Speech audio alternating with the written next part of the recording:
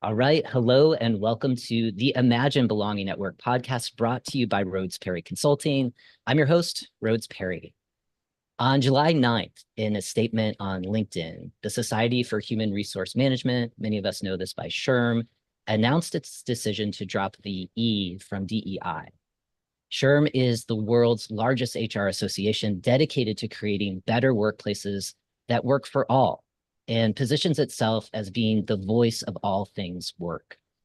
In SHRM's statement, they said, while we shift to inclusion and diversity, our commitment to advancing equity remains steadfast. Equity will be integrated under the broader inclusion framework, continuing to be a priority in our strategy and leadership decisions. If you have read my most recent book, Imagine Belonging, you know the true ingredients required to make a commitment.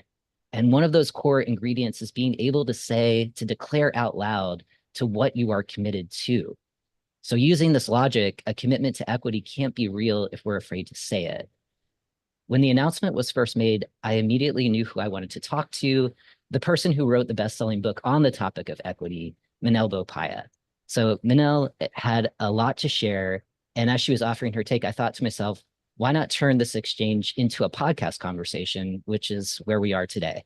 And when I invited Minal, she was really excited, all in, right? Of So today I'm course. excited to welcome you to an exclusive interview with her.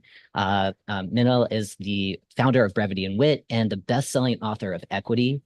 And super excited to learn a little bit more about her interests in human design, DEI, psychology, and strategic communications, all brought to us to learn a little bit more about how she helps her clients achieve the desire that they change. So we're going to cover a lot of topics today in a short amount of time.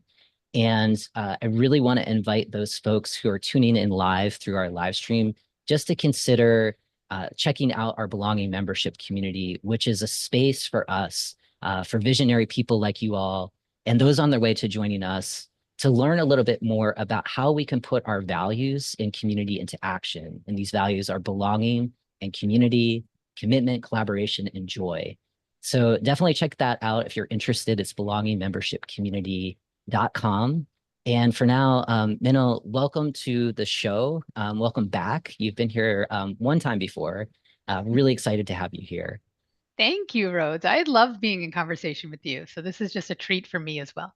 Likewise, likewise. I always learn a ton, and I know I will today. And so I know a lot of people who are in my community know of you. You've spoken at our Belonging Summit in the past, and so there's some familiarity. And for those folks who are newer to your work, I was just hoping, if we can kind of ground in learning a Mhm. little bit more about you. You've got an impressive background, and so I was hoping you can share just a little bit more about yourself, why you're committed to the topic of equity. Specifically, you wrote an entire Yeah, book on it, yeah. and how your background has informed your leadership approach as you lead Brevity and Wit. Yeah, I'd be happy to. So I'm Minal Bopaiah. I am the founder of Brevity and Wit. We're a strategy and design firm dedicated to designing a more inclusive and equitable world. I am also the author of Equity, How to Design Organizations Where Everyone Thrives. There's a photo of the cover behind me that my designer got printed on the day the book was published. Um, I mean, I wrote Equity because I love the DEI space. When I entered it, I felt like I had come home. And when I entered it, which was around 2017 officially, although I had probably always been talking about DEI since I was in high school, in some way, shape, or form, uh, the emphasis was still very much on sort of the interpersonal work of DEI, on the courageous conversations, on unconscious bias, all of which is very critical. That is foundational work that has to be done, particularly with leaders, in order for an organization to do effective DEI. But at the same time, because of my background in behavioral science, particularly psychology, I understood that there's also a system at play, and the system is designed for certain outcomes. And I didn't quite have the language for it. Often I write about things that I'm trying to figure out for myself. And so, I grew up on Staten Island, which I say the subculture of Staten Island is best summed up as all of the aggression of New York with none of the arts and culture. Mhm. So that's where I grew up. Yeah. And I had this very intuitive sense without being able to put words to it that the world was not rooting for me. Mhm. And I think becoming a writer was me trying to find the language to express what I was feeling. Um, and my interest in equity was my understanding that behavioral science has shown that you can design a system that will help nudge people in the direction of certain behaviors or outcomes. And um, before 2020, I think the implicit theory of change in DEI that nobody was talking about was sort of this idea of like shifting consciousness, Mhm. that we're gonna like elevate everybody's self-awareness and thinking. And I just didn't think you could scale that.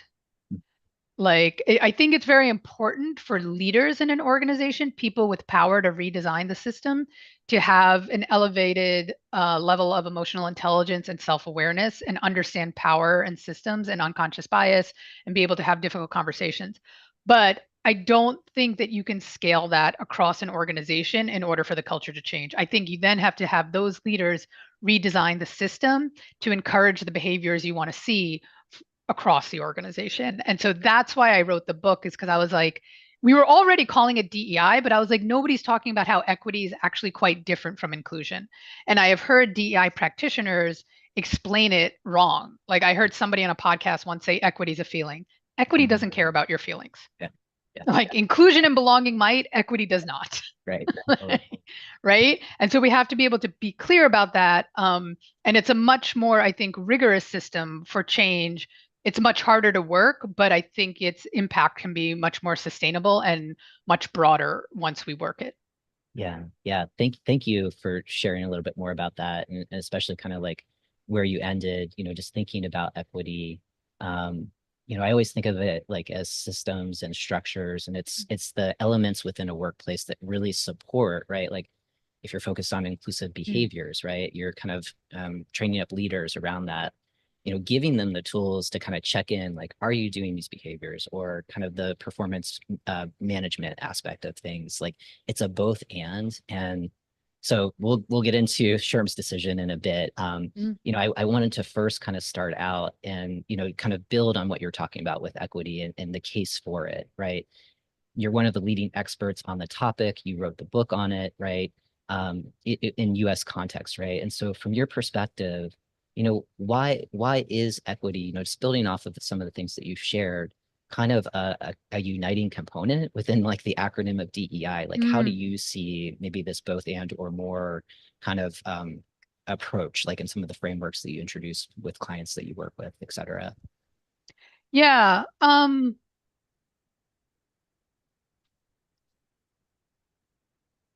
Let me let me say first as a caveat that, at Brevity and Wit, we joke, but we're not joking, that we're like acronym agnostic. Yeah, Like sure. Yeah, I don't really care what you call it. Like yeah, people have so many arguments over alphabet soup with this. Like, no, we have to add the B. No, we have to add, and I'm like, I don't care. That's not the battle that's going to win the war, mhm, right? Like you yeah, can call it whatever you want. sure. Um, I do believe that you have to include disability Mhm, justice in your work. yeah, And fundamentally, DEI and whatever other letters you add to it, you can define each of those words, but in its totality, when you put it together as an acronym, it is about culture and systems change, yeah, yeah. right? And I think some people miss that. Mhm, I know that we have clients who are like, what are you talking about? We thought this was about talent acquisition or mhm, recruitment. yep, And it's not. It's about culture change. And mhm, so if you're doing culture change, I don't care what letters you use, yep, right? Like yeah, that. So that's where I stand on it on that. I do so which is to say you can do diversity and inclusion without equity if you are not ready to completely redesign the system. mhm, yeah, Um one consultant I know I will not out them, when SHRM made their decision to drop equity, she was like, well, they were never doing it to begin with, so that's fine. Like they're Yeah. just being honest, Yep. right? Like, cool, fine, cool, Mhm. right? Yeah. Um, and so you can you can create a more inclusive culture. You can take steps to diversify your workforce and your customer base. Um, but equity is getting at the systems and structure that allow for material improvements in people's lives. And so, what I mean by that is there was a very good Harvard Business Review article after the SHRM decision that said that you can have a culture where women feel included and like they belong, but they're still not getting paid as much as men, right? Equity is addressing that part of the equation. That is an objective fact. That's not how you feel about it, Mhm. right? And so I think, and it's important to note that systems of oppression Mhm. are intentionally made invisible. Because when you make something invisible, people don't know how to fight it. And so, what I'm saying, equity, really, really good equity, in my opinion, is also made invisible. And I think this is sometimes how DI practitioners get it wrong. They Mhm. want to call attention to everything. It's okay to be able, like, we should be able to have open conversations about race and gender and all the things. Mhm. We should be able to have like spaces where people can heal from the trauma of those systems of oppression. But when we move to solutioning, the best equitable solutions are also made invisible Mhm. Yeah. because that's what makes them sustainable. If you draw too much attention, Mhm. which is what some people do, then you've painted it becomes very easy to dismantle it, Yeah. Yeah. And do you, right? sorry to interrupt, but I mean, do you think that that's part of what's happening now based off of like the past couple of years and this pushback and I think so because so an example I often use is like so Biden at one point during the pandemic wanted to give relief to black farmers. And that got overturned because it was considered racial discrimination. Now, we can talk about the ridiculousness of reverse racism, but at the same time, we have to look at the strategy behind that because with the civil rights, we got to a place where this country agreed you cannot give preferential treatment based on somebody's race. Mhm. That didn't correct all of the wrongs, right? And so Biden wanted to correct the wrongs. What would have been a more possible what would have possibly been a more acceptable solution was to target farmers based on zip code. Mhm. Because as we know, zip code is proxy for race because of the history of redlining. Now, obviously, some white farmers probably would have gotten like, grouped in with that. And like, I'm okay with that, Mhm. right? Like that, I don't think that that's the biggest foul, right? Yeah. Because we're at a point where white supremacy doesn't work by explicitly saying they're going to preference people of a certain race. It Mhm. works by proxy. So our solutions also have to solve by proxy. But instead, we come up with these solutions that are like too much on the head, like they're too on the nose, Mhm. and they are actually against the laws that we got passed in the civil rights era to Mhm. prevent things like that, Yeah. right? So Yeah. we have to like and what's also important then is to know that the systems of oppression constantly evolve. So Mhm. there's no end to this work. You're never going to be like, oh, okay, we're an equitable society and we're done, because new things will come up like AI, right? And so like Well, it's an infinite game where that now has to be played by proxy because we've made the explicit rules illegal. mhm. Mhm. Yeah. Yeah. I love the way that you put that. And I think that it's kind of meeting kind of like how these systems of oppression operate and kind of, using some of those strategies that have been pretty effective in keeping them in place and trying to dismantle them in a way that um, is a little more opaque, right? And maybe that's a strategy kind of given the world that we find ourselves in right now and kind of the targeting of our entire industry in some ways. Um, if I don't ask this question, I know that this is going to be on some people's mind. And so, as you were describing equity, which I felt to be very accessible to me, I guess, and where I'm Mhm. at in my own practice, right? But one of the the kind of justifications of SHRM, kind of like letting the E go from the acronym, even Mm-hmm. though they still say that they're committed to it, is that defining equity, and measuring it and implementing kind of Mm-hmm. frameworks to make it happen in workplaces, that was described as too complicated. It was a distraction. It was too hard to explain, and that we DEI practitioners didn't do a good job doing that. And I know we're going to talk about your awesome article about like 10 ways DEI went wrong and what to do about it, right? So maybe Yeah. that's part of it. But, you know, and this is all conjecture, right? But like, why do you believe SHRM made this decision? Like, do you think that there's like, Mm-hmm. grounds to that justification in some of the others, or, I'm just kind of Yeah. curious about your thoughts, and excited about where you're going to take it. Yeah. Well, I mean, I can't speak for sure, Yeah. right? Like I don't know what people were thinking when they made that decision. Mhm. Um, I mean, since I wrote the book, SHRM has never invited me to speak at a conference, so I never got the sense that they were particularly interested in equity. Yeah. You know, Yeah. um, I I think it is a complex topic that people get wrong. Mhm. I often explain because one thing I've noticed some practitioners or DEI advocates do is say that we want equity, not equality, and that's not true. We actually need both. Yes. And the example I give is marriage equality, right? That we were actually like in the 90s and early 2000s, LGBTQ groups were advocating, some were advocating for civil rights, for civil unions, and some were advocating for marriage equality. And they got together and realized that if they passed civil unions, you would create a legal precedent for separate but equal, and we know that that's inherently unequal. Yeah. So they had to go for marriage equality and have equal rights under the law, Mhm. right? And another easy example is like if you have a sports team, you want everybody to have the same uniform in different sizes, Yeah. Yeah. right? You want equal and you want different solutions at the same time. Yeah. And I think some, particularly after 2020, some DEI practitioners really fundamentally didn't understand that and started telling people equality was wrong or bad or Mhm. outdated. And that's not true, Mhm. Mhm. right? So that's one thing that I think makes it complex. Also, it's complex because it's about systems and most people can't see systems. Yeah. Yes. And they go for these like on the nose solutions that actually just make it worse. Like I've heard stories of like the staff going, like there's an opening for a COO and the staff will tell the leadership it needs to be a black man who you hire for that position. Mhm. That's like outright illegal. Like you can't just hire somebody like that. And that's not how you do good TEI, right? Yeah. And so I think there's that. Um, and I think a lot of people, in my opinion, have sort of been learning this from like memes and blog posts and social medias, like, activating, it's like an outrage machine, which doesn't help. But that all that being said, the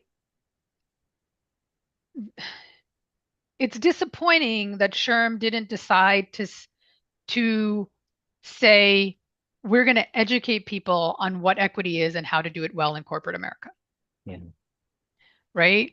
Um, and I find that this is what's really missing from the field right now is rigorous research on what strategic communications work for advancing this work and what don't. Everybody is brainstorming ideas and coming up with their own thought leadership, but there's very little research into what is effective for getting policies passed and getting to the outcomes that marginalized folks need. So, an example I give of this that we put in our newsletter recently at Brevity and Wit is there is communications research that shows that when presented with anti woke legislation, um, if a group evokes the value of freedom, they can get people to push back against that.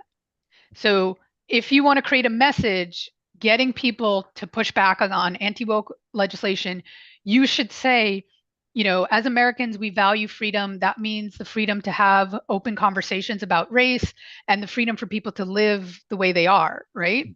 Mhm. What doesn't work is educating people about the history of the term woke and where it came from. Yes. Evoking honesty and integrity doesn't work, right?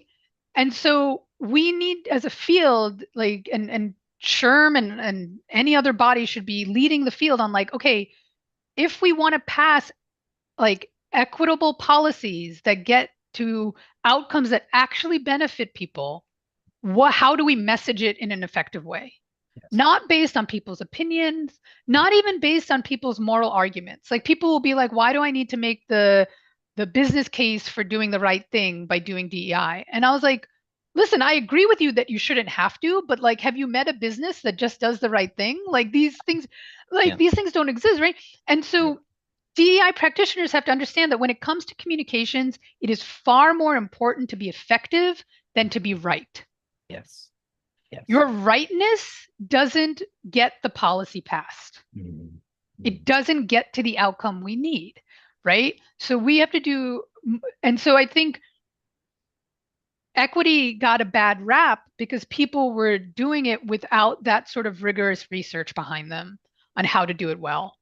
Yes. And I think that's a failing of the field that can be corrected and should be corrected. Um, Unfortunately, nobody in the field is taking that leadership. Mhm. Yeah, I really appreciate that on messaging that works and looking at research and looking at data. And I was trying to kind of dig up something that I just found recently.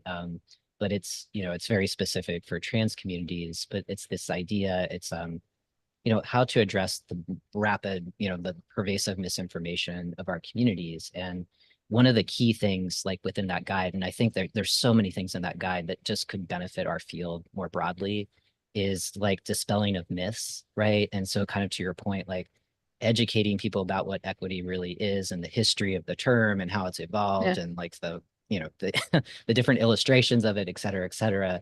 That's not going to move the audience that you need, right? And so it's more about kind of like what you were saying earlier, like you had mentioned freedoms and kind of the values and the vision of Yeah. like where you're taking this work and not giving more energy or light to the things that are already so wrong and obviously intentional Yeah. misinformation. One of the first things they teach you in strategic communications, if you ever like learn the field, get a job in it, myth fact boxes are really bad Yeah. because the myth is easier to remember. Yes. Yes. So Yeah. when you present it, people remember the myth and they don't remember all the facts and it's often like the myth is 2 lines and then the fact box is like 20. That's Yes. why they don't remember it. And so you cannot use that approach, Yeah. right? That has been known for years. And Yes. yet DEI practitioners, most of them don't know that. Yeah. Yeah.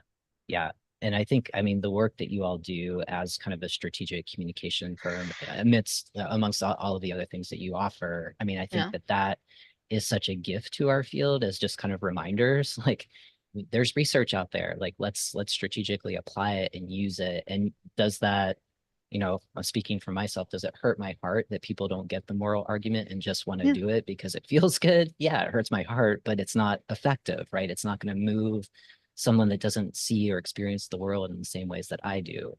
Yeah. And then that's okay. It's we're trying to, find strategies to bridge. And I think like, what you've offered here and in your most recent LinkedIn post that I was trying to read this morning and lost, I have to go back to it. Highly recommend people follow you. It's very helpful and a good reminder, especially when things feel, very chaotic, right? But Yeah. I think that's very helpful.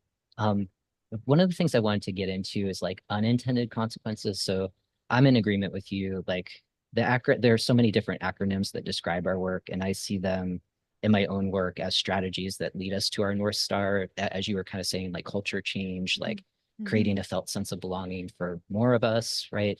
Um, and and there are consequences to kind of dropping the E, and I would imagine in more performative organizations that have gone to a certain degree, right? Like they might be performing and they've hired a chief equity officer, or they have ERG committees, or they've got some programming that's centered around equity and inclusion, things like that.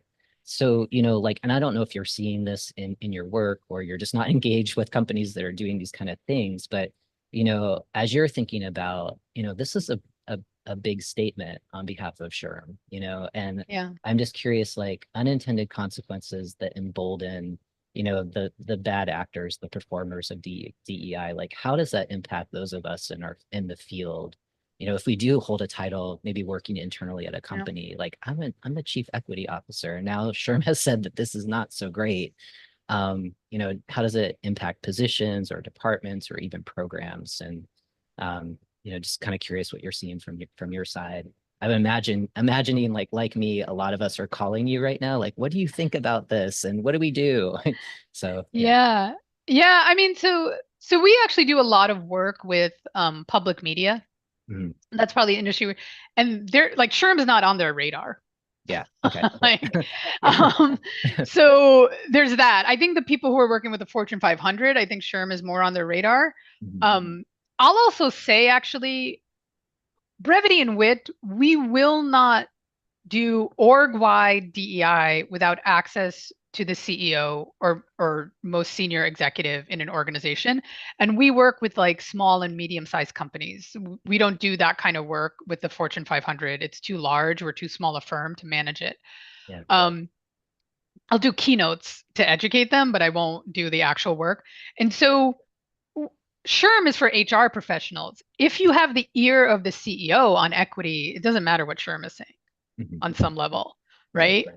Yeah. Um, I think it is going to be hard for HR professionals. I think SHRM has to clarify, like, because the biggest question I got after the book was published is like, oh, so you do pay equity. And that's some of the most important stuff Sure. within Right. HR, right? Yeah. Not in equity in general. And we don't do HR really. Like we don't really touch it. Yeah. Or we touch it, but we don't get too involved because we're not HR experts. We're not legal counsel or anything like that. Mhm. Mhm. So I think I think the decision allows people who are uncommitted or bad faith actors, it gives it an argument to Mhm. use. Yeah. Yeah. Um, I also have seen that our clients who, by and large are not performative and are very authentically committed have been unwavering. Like they don't even care. Like who is SHRM can't tell people what to do. Like I don't under like, I think it's disappointing for all of us. Mhm. Um, I, but I don't think that's the biggest threat to the work. I think the biggest threat to the work is this group of billionaires who are like funding anti-DEI legislation, Yes. and we cannot seem to get it together. Like they are running psych ops, Mhm. Mhm. right? Like when they say that Kamala Harris is a DEI hire, and all these DEI practitioners then say, stop saying DEI hire, I was like, they already won. Mhm. Because what they have done is they have framed DEI as a pejorative, Yes. right? And when you tell people stop saying DEI hire, you're reinforcing their frame Yes. of Yeah. it. Yeah. You have fallen for the trap that they have set of getting you to agree that being called a DEI hire is bad, Yes. Yep. right? Yeah. And so even if you stop that behavior, they've won the war. Mhm. Because then the next thing they'll say is like, well, we don't want people who are DEI hires. You agree with that. So then we should get rid of DEI. Mhm. Mhm. Like Yeah. they win that, like it is psych ops, and it's like they're like the anti-DEI movement is playing chess and we're playing checkers. Yep. We are 100%. just reacting to what's like happening instead of understanding the subliminal messaging that's going on. Like I got two people have sent me this meme on Instagram of like some guy sitting at like a college fair table with a poster board that says the electoral college is DEI for rural white folks. And at first I'm like, oh, that's witty. Should I Yeah. repost it? And then I'm like, hold up. Yeah. Let me think about this Mhm. because I believe that the electoral college is racist, right? Yep. Mhm. If I say it's DEI for rural white folks, that is saying inherently that DEI is racist. Yeah. Yep. And then they have you. Yes. Yeah. So, like, we're trying to be witty and smart and make a point during this election, but we're Mhm. actually then giving into the subliminal messaging and the idea, and they are going to win the war when we win these little skirmishes that don't matter on social media, right? So, Yeah. Yeah. yeah. I'm curious, right? So I'm there with you, and I've seen kind of like pushback around like really embracing, the acronym as it currently is, like Mm, the more popular acronym, and the definitely earned it, kind of responses, or um even Michelle Obama, and I know this is slightly partisan, but in the yeah. the DNC speech, describing the role of the president as something that Donald Trump had referred to Yeah. as a black, talking about black jobs. And she's Yeah. like, oh, this is a black job, like Yeah. that kind of reframe, like, do you think that is helpful, or do you have other strategies? Like, if you could bring us all together as practitioners and give us some Yeah. of your insights on communication, what's a good way of responding? Because I know Yeah. that comes up a lot in the community that I run. Yeah. And just finding the language and starting to practice it. So when you Yeah. are being grabbed, it's like, I'm ready for this one, you know? Yeah. I think when you, I think what might help people of a certain generation is Mhm. thinking back in the 90s when they used to say gay as a pejorative. Yeah. And Mhm. there's a great West Wing episode where CJ Craig they call her gay and she pauses to respond because she's like, why are, like, how, if I deny something, then I'm making it seem like being gay is wrong Mhm. or Yeah. bad or right? Yeah. So I think when we hear DEI, we should respond to it the way we respond to the word gay now. Mhm. Mhm. That's like, wait, why is that a bad thing? What do Yep. you think that means? Mhm. And, I posted something that like some of the language you can use, like if somebody's like, well, DEI is inherently advantaging people of color or women, or it's racist, or it's reverse racism, be like, no, actually, DEI casts a wider net than we're used to casting, so Yeah. that we get the best candidate for a job, Yeah. Yeah. right? But like, I think every time you hear DEI, you should think of it the way they used to use gay in the 90s. Yeah. I love that. I think that's great. And it's like, it's so on point with the skill that so many of us already have, which is Yeah, someone says something and then it's like, oh, like rather than coming at them, it's like, oh, I'm curious, you said this in this way, why did you say that? yeah. It's kind of putting Or that, like if you like, I'm not always great at the curiosity thing, I'll admit this, right. but but you come at it like if somebody's like, that's gay, I'd be like, yeah, like gay people are cool. What the fuck are you talking about? Like come at it with that sort of energy Yeah, too, I love right? that. Like Yeah, come yeah, be in true to you. strong, Yeah, I love that. like Yeah, own it fully in a way yeah, that doesn't allow them to turn it into a pejorative, exactly. Yeah, you I know? think I think that's super helpful. And I know, yeah, I know a number of people that are kind of grappling with this. So thanks for going there. I want to get into, I have two more questions for you, and this is more just kind of, I know that you work with a lot of organizations, you're working oftentimes with the CEO or the C-suite, Mhm. small and medium-sized businesses. So those folks that you work with, they're bringing you in, they're committed, they're championing Mhm. DEI, and they're navigating a complex landscape, right? There's Yeah. people within their organization, they're hearing like rumors of, potential lawsuits, et cetera, right? And some of these folks are struggling with communicating, why this, like they know why it matters, yet when kind of being grabbed and kind of being forced to say a public statement, some might struggle for the right words. And so from your perspective, what does leadership on this issue look like today? Especially with the targeted attacks that we were just talking about. And how are you coaching leaders to more effectively respond to objections, specifically, to equity work, or just to DEI more broadly, and particularly in light of SHRM's decision? Do you mean publicly or internally? That is a good distinction. I'm a both and person, so if you want to address both, that would be awesome. Yeah. So, the public one is it might be a little bit easier. Um, there's an article in Stanford Innovation Review called, what is it called? Should we make a public statement? Something Mm, like that, right? yeah, And it actually has criteria that you should set on deciding when you should or shouldn't make a public statement. yeah, I think companies need to do that before they decide how they're going to respond to SHRM because, like, the public statements have gotten out of hand. Um, it there's a lot of performative public statements, and it distracts because if you're a corporation, your job is not social justice. Like you're not like like what are you doing? Um, and that doesn't mean that you can't make your stance known. So, but I think that there are smarter, more efficient ways to do it. So, what I often advise people is one, you speak on issues that are related to your industry, mhm, right? Um, you speak on those publicly, right? If it's an issue not related to your industry, then I recommend referring or um, directing people to organizations that are experts in that matter. So in my case, for brevity and wit, like, we do DEI. I am not an expert on the Middle East. And when everything happened October 7th and for the last, like, I don't know how long it's been of like the horrific violence that's happening, um, it's a very complex topic. And I was also like, I don't have time to become an expert on the Middle East because that's not my area of expertise. Like I do DEI in the US, right?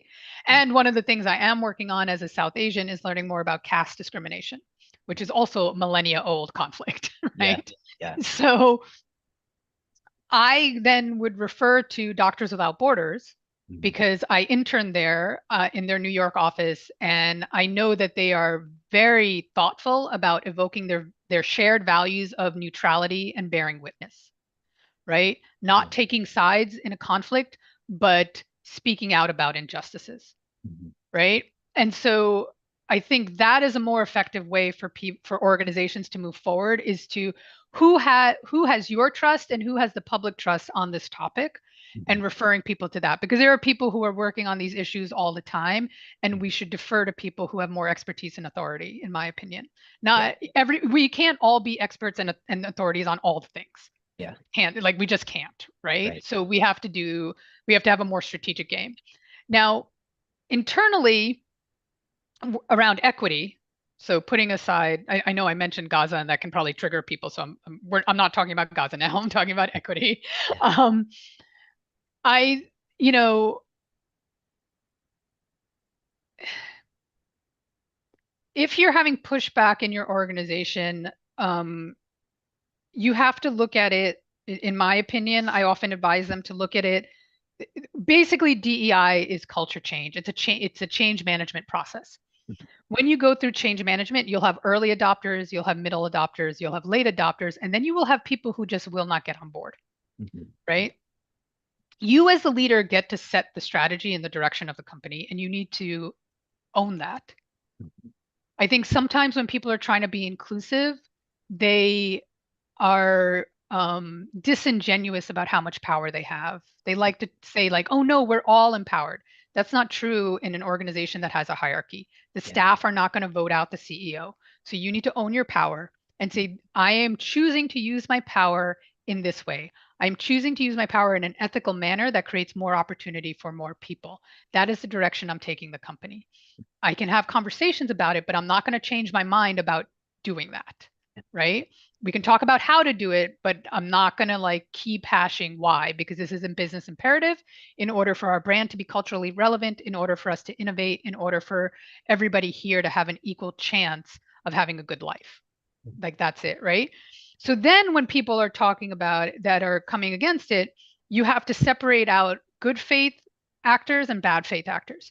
If there's somebody who's like who's had maybe a bad experience in a previous company or there was a previous consultant who did a bad job and they have concerns, you got to be able to hear them out and talk through those things. But if there's somebody who's just a bad faith actor, I'm like, first of all, they'll try to change the terms of the discussion. Mhm. Do not debate with bad faith actors on their terms. Yeah. It's a Yeah. trap. It's the DEI hire thing. It is a trap, Yes. right? And you can be like, this is the direction we're moving in. You can get on board, or you should go look for another job. Because in my mind, it's like a technological implementation. Like if you were to implement Salesforce, you'll have early adopters, middle adopters, late adopters, and people against it. Early adopters are your ambassadors, middle adopters are where you like hash things out. Late adopters, what's the problem? What's getting in the way? What's the barrier that's like not getting you like on board with this? Let's try to solve for those barriers because maybe some of them are really valid.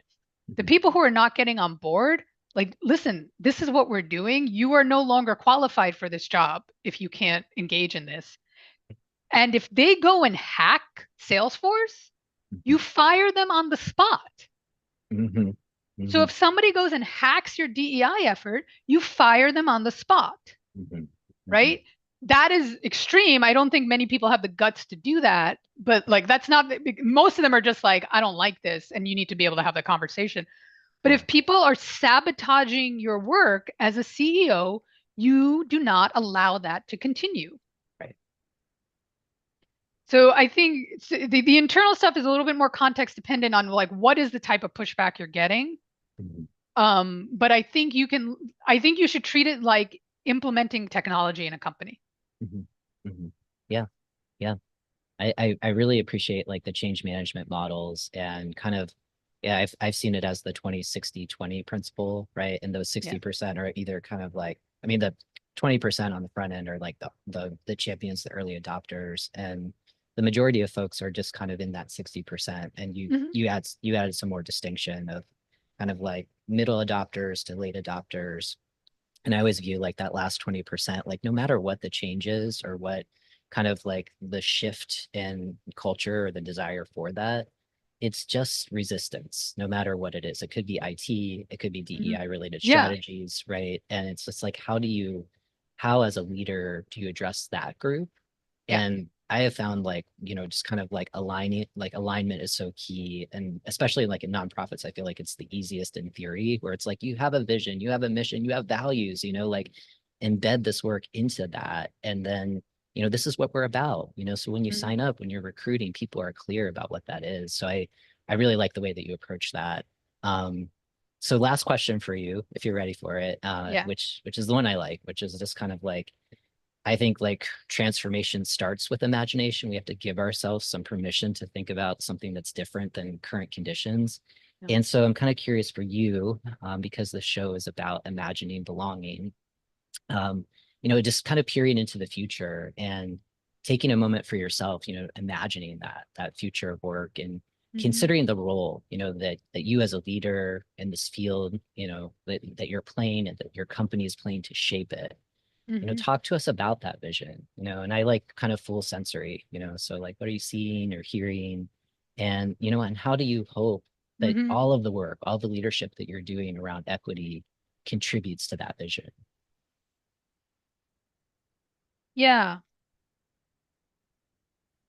So I believe that we are in a moment of human history where we have optimized human productivity, but not human creativity. Mhm. We mistake busyness for impact, Mhm. but we are not going to solve racism by sending more emails. We are not going to solve climate change by creating longer PowerPoint decks, right? These are not the things that need to get done. And now with the advent of AI, a lot of those things can be done automatically. What human beings have to offer fundamentally is creativity and imagination, um, connection, emotional resonance, love. And those things are sorely needed in our world. And my vision of work is where people are paid to engage their creativity and their imagination, not to be hamsters on a wheel, right? And what that means, and creativity doesn't show up on an assembly line from 9 to 5. It requires a breathing room. Like we should all be able to work 20 hours, 30 hours a week and make enough to live and take care of our families and have a high quality of life where we can go on vacation and buy a house. Um, you know, and we should also in such a world, I don't think that um we can be all things to all people. So people begin to understand that um inclusion means are you signed up for this company's mission? and and and can you contribute your strengths to it? Um, a company cannot be all things to all people. Brevity and wit can't be all things to all people. And instead of feeling rejected and like we don't measure up when that happens, we need to see it as just like incompatibility, right? Like it's just irreconcilable differences. Nobody's at fault. Yes. If Yeah. you need something, you're not wrong for whatever you need, but I'm not obligated to meet every one of your needs either. Yes. right? Yeah. And Yeah. that we're able to have that level of emotional maturity, and that um, work becomes less about employees feeling like they have to measure up and take a test, and more like matchmaking, Mhm. Mhm. right? Yeah. Where Yeah. employees also have the right to walk away if it doesn't suit them, right? That they start to, I often talk about, I often tell women, do not let a job treat you worse than you would let a boyfriend or a husband treat you, Yes. right? Like that is financial abuse or financial blackmail, right? That like we come to understand within ourselves that what we have to offer is valuable, and if somebody can't see it, we go and look for a place that can, right? Without like a no fault divorce, Yes. right? Like Yeah. um or if we outgrow a company and we want to like flex in a different way, we have that ability to leave, right? Mhm. That people, the companies stop thinking that they own people, because Yeah. that's really the legacy of slavery in our organizations. And along with that, God, I'm afraid to say this because it seems so wild. Um, that in the U.S., society and the government take up the banner of providing people with their basic needs so Mhm. that companies don't have to, and so Yes. that you can no longer be owned by a company because you need health insurance or childcare. Yeah. I don't know if that'll happen in my time, but I am happy to plant the seeds for somebody else to sit under that tree. Yeah. Yeah. I love that you went there. I love that, just saying, I'm afraid to say this part out loud. I mean, that's the part. And we have possibility models. There's other countries that have already figured that out, so in some degree, more than me, more than the United States. So I Yeah. that vision, where do I sign up? I want to be a part of that. Uh, it's been as always, it's been a pleasure just to connect with you and learn. I always learn so much.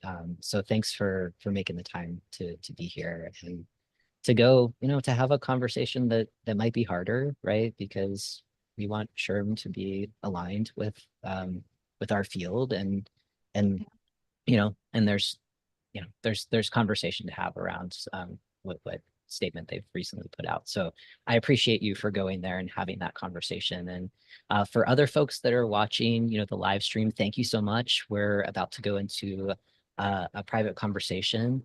And if you're interested in that, definitely check out our belonging membership community because, really effective, skillful practitioners and strong communities get stronger as we kind of share and grow.